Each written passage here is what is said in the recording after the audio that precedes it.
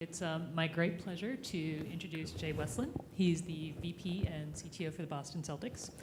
As a Boston-born native, I'm super excited to be sitting with the CTO of the Celtics, having grown up with all the sports teams. So this is a lot of fun. And it's sports, right? It's fun in general. So Jay, tell us a little bit about yourself. You've been working at the Celtics a long time. Tell us about your environment and your mobile efforts. Yeah, I've been working at the Celtics pretty much since the earth cooled.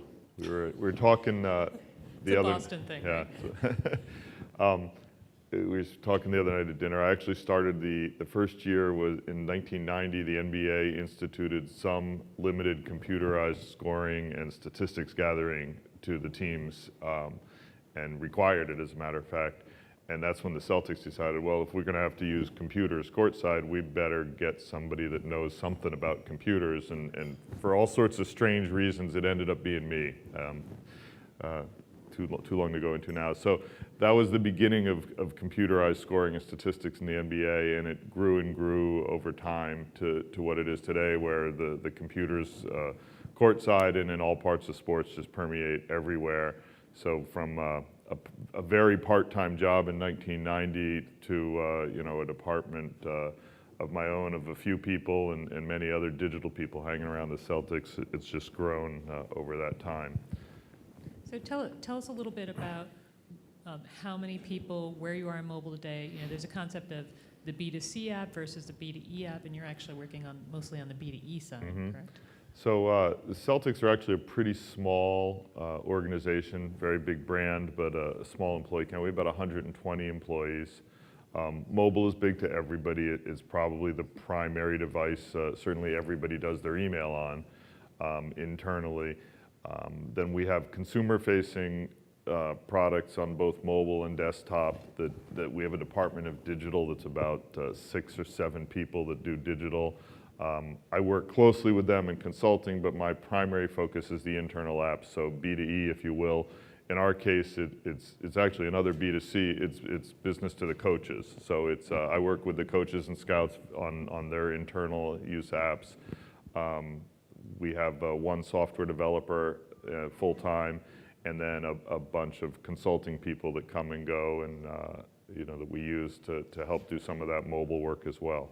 So does this mean I'm going to have to add another acronym to my portfolio here, business to coach? Business just when to I coach, thought I was done, right? Yeah, so it's just another B2C. Or you could do B to S doesn't sound good because business to scout, but we can't really use those letters. So. Yeah, it sounds more like BS. Right, exactly. Okay, right? So you got a very mobile populace. What about BYOD? I loved your answer when I said, are you supporting BYOD? I probably won't answer it the same way, but yeah. So we support BYOD, and we don't support BYOD. We support everything. So we have people that we provide the devices for and deal with the devices, and people that are completely on their own. And I try and be as open as possible and support as many different devices. Although far and away, the device of choice, at least in the coaching and scouting world, is iPad and iOS. Yeah, I thought that was actually interesting because we were talking about that, and you were like, the platform that really matters for me is iOS. And why is that? Is it just an ease of use? Is it that's what the constituents wanted to use? It was easier to develop for? It was certainly not necessarily easier to develop for, although the developers, some developers will say Android is easier to develop and some will say the Apple is, but I don't think the Apple platform is necessarily easy to develop for. But the end users just prefer this device, and the end users, again, for me, are coaches, scouts, and then in the last 2 years or so, the players too. So 90% of those people, coaches, scouts, players, that's about 35 people in our organization, show up at the door and they already have one of these. So that's their choice. And I've just gone along for the ride. So I try and carry what they carry. They've chosen Macs and iPads, and I try and carry that. I certainly have plenty of PCs in my life and non-iOS devices, but the ones I try and use are the ones that they use because I'm their first line of support. So when they ask, I want to know more than they do when they ask. That makes perfect sense. I love that when we were talking, you were like, yeah, I can't tell Danny Ainge that he's got to use some other device courtside, right? Right, exactly. Which is quite true. So I'm sure you have quite a few personalities to deal with in that regard as well. So given that you're more on the B2E side, Tell us a little bit about the types of apps that you're looking at mobile, because I think that these apps are actually really strategic to your business. Right, so we pick and choose the ones that we think are giving us the most bang for the buck, and the ones that the coaches and scouts want to use. So we've done, generally it's apps that integrate with data that already exists in our back end, which is mostly a Microsoft SQL back end. So we've exposed with web services that data out to the mobile side, and what we generally happens is that there's data that exists that we get through the NBA or other services of what happened in a game, and then we add other metadata or additional data on top of that. And we're doing that, and then we can analyze. So I was showing you we have a scouting app where you see every play in the game from the night before or the minute before if you choose, and we then add other data on top of it. So not that just a shot was made and it was made from 15 feet on the right side, but what was the defense? So the scout in the field would then add metadata on top of that. What was the defense the team was playing against? What play name we ran, ABC. They have all sorts of weird names, usually named after colleges and things, like there's UCLA or Air Force or Horns. They seem to run Horns a lot. But so we add those play names on top of the data that we can get out of these XML and RSS feeds, so we can then start analyzing more detailed, not just how many shots we made from a certain place or a certain range or a certain time of game, but how we did against different defenses or when we were running different plays. And really start analyzing deeper so that when situations come up the next time, we're better prepared for how we should play a certain offense or a certain defense. I said earlier, the one other interesting concept that came up was we were developing that sort of, we call it the play logger app, is the concept of success and failure of a play in basketball. And when it was first requested by Doc Rivers to include success and failure in that play logger app. And we thought it was easy. So we'll just, if the basket was good, it's a success. And if we didn't make the basket, it's a failure. And he took a look at it. No, that's not what I mean.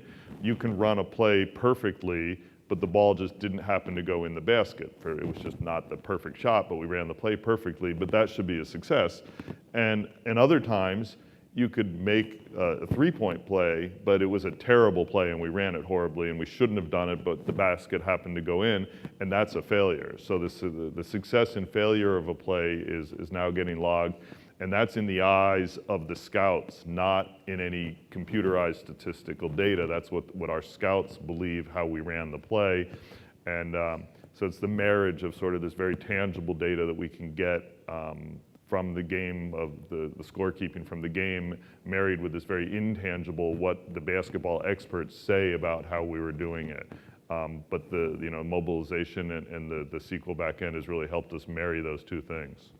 Yeah, you know what I find really interesting about that? So we talked a little bit over the course of the past day and a half of this notion of context, right? And what you're really talking about is contextual data that's not automated from sensors. So if you're in Formula One racing, you have all this information about the car, you have all the sensors that are on the driver and the information about that. If you're in tennis, you've got how fast the ball was hit. And what the wind directions were, right? So there's a concept of integrating that kind of data in your business process. And then there's this concept of you're actually taking the human element of it, and you're also being able to add that and quantify that and put that into what could end up being your predictive analytics suite over time. So I think that's really interesting, because not a lot of companies talk about how they capture in near real time the human processing and thought around that, as opposed to just the cognitive computing data-only process. So I thought that was pretty cool and really interesting and could be used going forward. Is there a question in the audience from anybody? Spencer has a mic if there's a question. No, not a question? Yes? No? Okay, I saw some movement, but maybe not.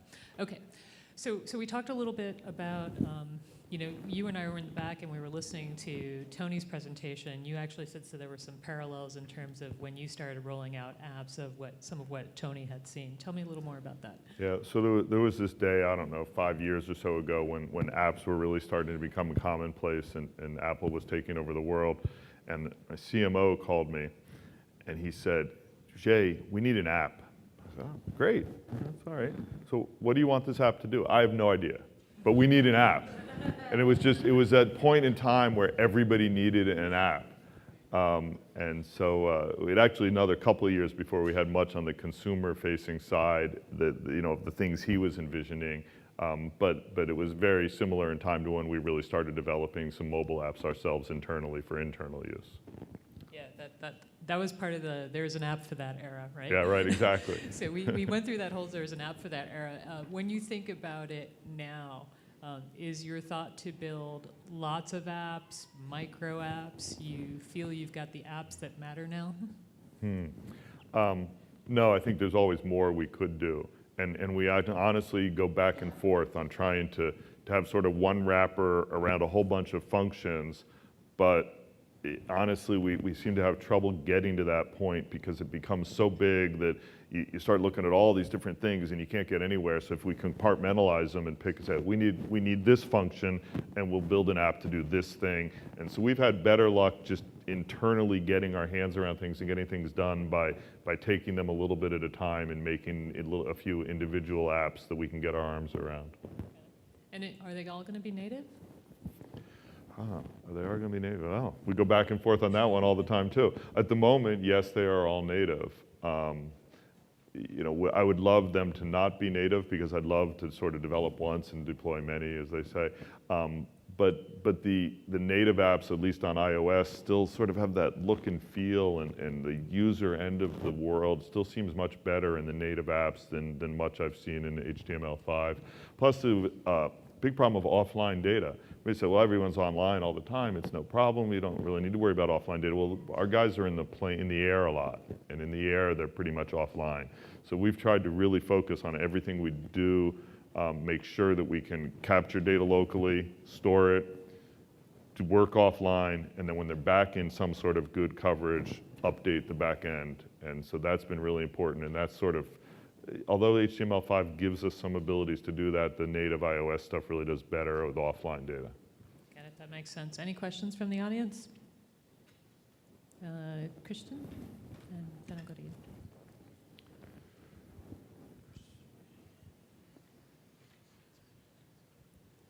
So I'd really love to hear about how you've polished some of these apps over time and what maybe a 3-year roadmap has looked like for some of these, because I suspect that you get feedback and you take that and then you do some different things with them.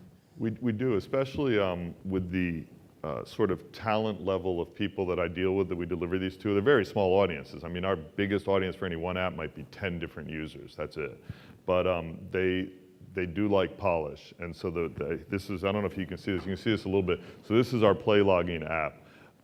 The first time it was developed, it was purely textual, and it was just as functional as it is now, but nobody liked it because it wasn't pretty, and they were, oh, this is like, they weren't loving it. So that developer actually left me, and I hired a local contract developer, and the first time he brought this in with the little basketballs in there, that's it. That's what's missing. And it was. The scouts picked it up. They're like, oh, the little basketballs, I can do this. And they really no functionality difference, but we polished it to the point that, oh, we can do this. And so that was a perfect example of something that just needed a little polish, and that got them to use it. That's great. I have never sat around and thought that making something a little basketball would make a difference. Now we know. I saw one more question over here in the front. Spencer, this way. Raise your hand, sir. Thank you. My question is more generic in nature. Are your apps seen as a competitive advantage? Yes, definitely. That's one of the reasons we do it. And we don't like to share too much. I've shown you a few bits and pieces, but we try and keep most of what we do very quiet because we do feel it's a competitive advantage. Mostly because we've got a bunch of analytics or analysts. We've got a couple of really heavy-duty math kind of scientists, statistical guys that feed into our developer community, and they work hand in hand to deploy things that have statistical and mathematical models that we think are unique to us and the way we've looked at things over the last few years. So yes, we believe it's competitive advantage. We've reacted to other players based on things we've seen in the data. that we feel, nobody could ever say it actually has won a game or not won a game or won a playoff series, but we think there's some things. In particular, in 2008, we changed the way teams were playing LeBron James to get through Cleveland based on some things we saw in the data, and we believe it helped us get through Cleveland. Ultimately, it's a human game, and everything we do is a human game, really, but it's a human game played by 10 guys on the court, and what you do with all the data, how effective it is really is how effective those 10 guys are on the court. But we do believe it's given us a bit of a competitive advantage here and there, and we continue to feel it does.